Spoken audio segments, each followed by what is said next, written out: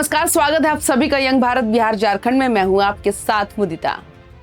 बिहार की सियासत में वैसे तो हर दिन एक नया मोड़ आता है, लेकिन इस बार यूपी की सियासी हवा भी गंगा पार कर चुकी है। जी हां, ओम प्रकाश राजभर की सुहेल देव भारतीय समाज पार्टी सुभाषपा अब सीधे पटना में दस्तक दे चुकी है।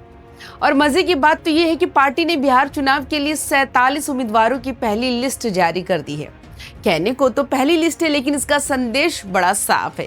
राजभर अब बिहार की जमीन पर अपनी सियासी फसल बोना चाहते हैं। बिहार की राजनीति इन दिनों इतनी गर्म है कि थर्मामीटर भी चौंक गया है।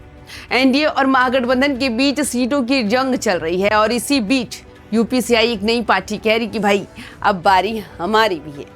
राजभर कैंप का मानना है कि सामाजिक न्याय की लड़ाई सिर्फ यूपी तक सीमित नहीं है, बिहार में भी समान अधिकार समान अवसर का नारा काम कर सकता है।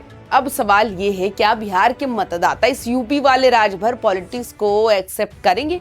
क्योंकि बिहार की सियासत में बाहरी चेहरों के लिए दरवाजे तो खुले रहते हैं, लेकिन वोट का खजाना हमेशा बंद रहता है। सुभाषपा खुद को सशक्त विकल्प बताने में पीछे नहीं है, पर बिहार में विकल्प बनने के लिए सिर्फ लिस्ट जारी करना काफी नहीं।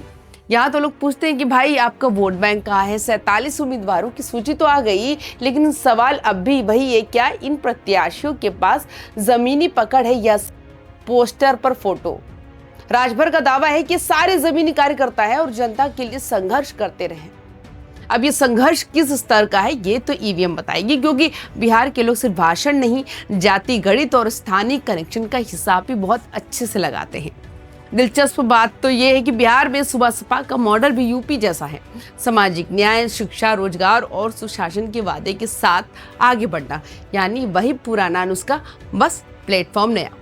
पर बिहार की जनता का मूड थोड़ा अलग है। यहाँ सामाजिक न्याय का नारा सुनते ही लोग पूछते हैं किस जाति का न्याय?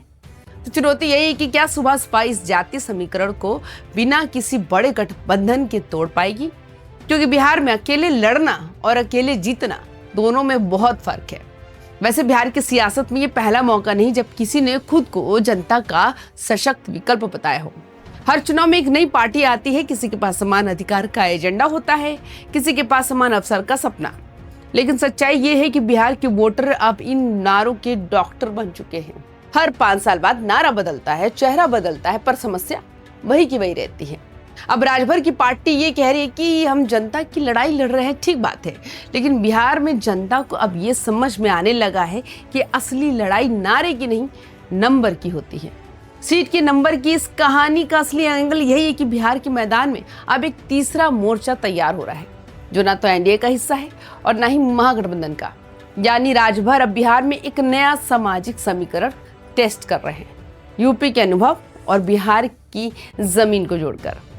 अगर ये प्रयोग चला तो आने वाले चुनाव में सुभाषपा किंग मेकर की भूमिका हमें दिख सकती है। अगर नहीं चला तो फिर ये भी एक और राजनीतिक सॉफ्ट लॉन्च बनकर रह जाएगा। फिलहाल बिहार की सियासी स्क्रिप्ट में नया किरदार तो जुड़ गया। अब देखना यह है कि ये किरदार दर्शक तालियों से नवाजते हैं या इलेक्शन रिजल्ट में साइलेंट रह जाते हैं। राजभर का मिशन तो शुरू हो चुका है, अब फैसला जनता के हाथ में है। तो आपको हमारी ये वीडियो कैसी लगी हमें कमेंट्स करके जरूर बताइएगा। वीडियो पसंद आए तो लाइक शेयर भी जरूर करिएगा और यंग भारत को सब्सक्राइब करना बिल्कुल भी मत भूलिएगा। नमस्कार।